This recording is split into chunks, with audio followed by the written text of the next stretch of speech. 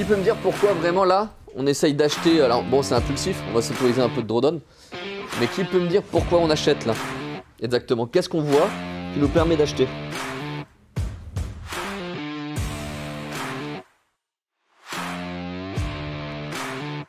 Il y a plusieurs choses.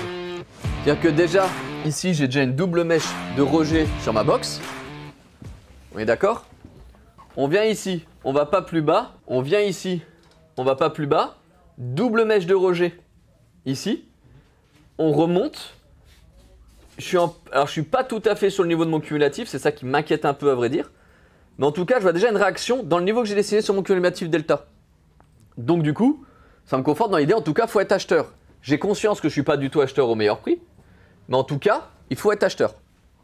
Bon. Là, si on revient taper une troisième fois. Et taper la ligne de coup là. Voilà.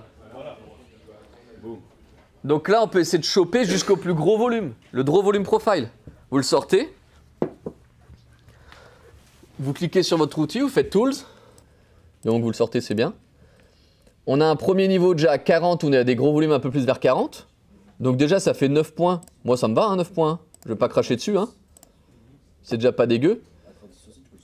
D'ailleurs, c'est le minimum, parce que vu la perte que j'étais prêt à perdre, il faut au moins que je prenne 9 points là-dessus, c'est le minimum. Hein. J'ai déjà pas un risk reward phénoménal. Hein.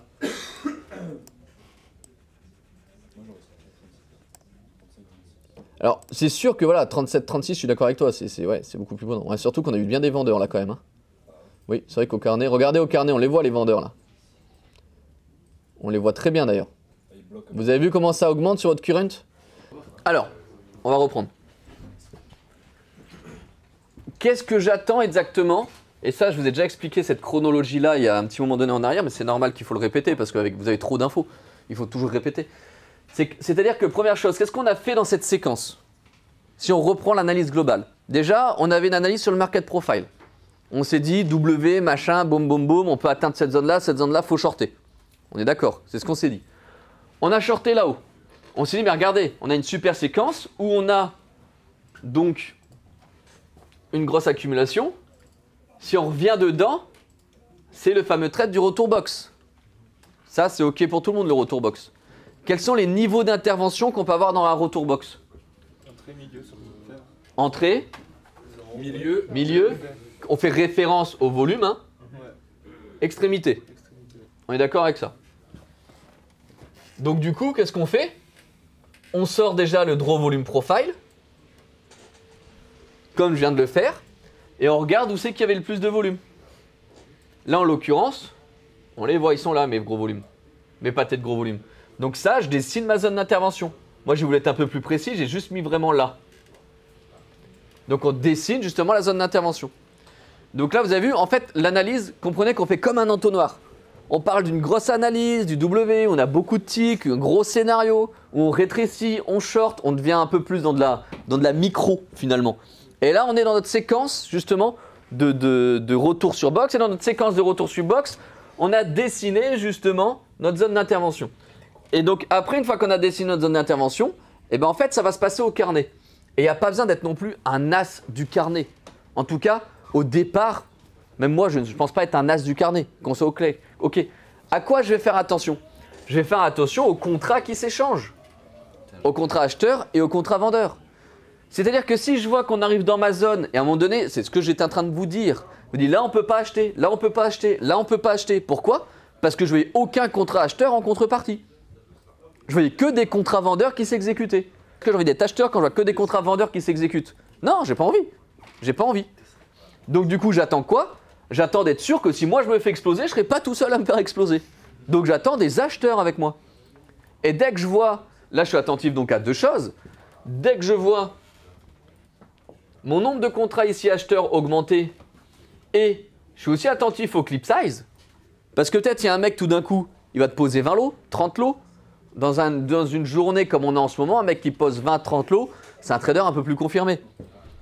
Quand vous avez un boon qui a beaucoup plus de contrats échangés, vous attendez un mec qui pose 50, 60, 100 lots au clip size. Mais ça demande d'être hyper attentif. C'est pour ça que le deuxième trade, justement, quand Stéphane était là, il était en train de me parler, j'essaie d'être attentif au carnet et c'est pour ça qu'en fait, on ne peut jamais, en l'occurrence, vraiment trader en live devant vous parce que ça demande une concentration de ouf. Parce que moi, quand je prends un trade, je me concentre, vous imaginez, je me concentre sur le clip size, plus le current, plus là je regarde s'il y a des lots qui s'échangent à niveau de prix. Tu peux pas te concentrer là-dessus et qu'on te parle à côté. On n'a pas le même clip size tous les deux. Ouais, parce que vous avez peut-être le cumulatif. C'est pas grave. Donc peu importe, ça c'est un détail, c'est juste vous entraîner à le comprendre, c'est tout. Que ce soit un cumulatif ou juste ça, en soi ça change pas grand-chose. Le cumulatif, c'est juste que c'est beaucoup plus simple pour vous de le voir. Parce que là, regardez le nombre de lots à la con. Un lot, deux lots, un lot, un lot, deux lots. C'est fatigant de voir ça. Vous, le cumulatif, vous allez le voir. Et c'est pour ça que le deuxième trade, on l'a loupé. Parce que le deuxième trade, en réalité, ce ne sont pas tant les acheteurs non plus qui sont arrivés au carnet, mais plutôt les vendeurs qui sont grave rétractés. C'est pour ça que le prix il est remonté super rapidement. Mais quoi qu'il en soit, notre zone de volume était claire, nette, dessinée. Et même si on s'est loupé sur le plus beau trade, on a pu faire de l'argent sur le petit retournement là, de l'argent sur le short là, je sais plus où. Enfin, vous voyez ce que je veux dire? Donc voilà comment, en tout cas, moi je vous invite à trader. Partez d'abord d'une grosse analyse et après, plus vous resserrez, plus vous peaufinez justement au carnet, en regardant les échanges qui se déroulent au carnet. Mais juste par principe de base, ne rentrez pas acheteur dans votre zone de prix si vous voyez que des vendeurs. Rentrez acheteur quand vous voyez, ok, là il y a quand même des contrats à l'achat qui s'exécutent. Bon bah, je suis pas tout seul à penser ça, j'y vais.